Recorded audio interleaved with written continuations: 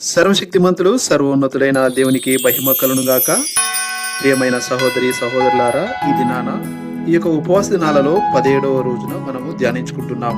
పరిశుద్ధ గ్రంథం నుండి మత్తయి సువార్త 4వ అధ్యాయము 4వ వచనంలో ఈ విధంగా వ్రాయబడి ఉన్నది. మనుషుడు రొట్టెల వలన మాత్రము కాదు గాని దేవుని నోట నుండి వచ్చు ప్రతి మాట వలనను జీవించును అని వ్రాయబడి ఉన్నదని ఈ యొక్క వచన విషయమై మనము ధ్యానం చేస్తే, ఈ మాటలు యేసుక్రీస్తు ప్రభుల వారు అరణ్యంలో ఉపవాసం ఉన్నప్పుడు చెప్పినటువంటి మాటలు.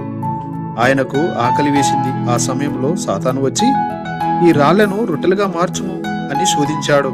కానీ యేసుక్రీస్తు ప్రభుల వారు రొట్టెను ఎంచుకోలేదు, వాక్యాన్ని ఎంచుకున్నారు. ఈరోజు మనము కూడా అదే సందేశం జ్ఞాపకం చేసుకుంటున్నాం. మన జీవితంలో డబ్బు అవసరము, ఉద్యోగము అవసరము, ఆహారము అవసరము. కానీ ఇవన్నీ మాత్రమే మన జీవితము కాదు. మన ఆత్మకు ఆహారము దేవుని వాక్యము.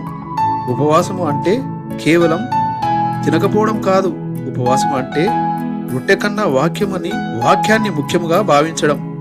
శోధన వచ్చినప్పుడు మన భావాలు కాదు, దేవుని వాక్యము మనకు బలం ఇవ్వాలి.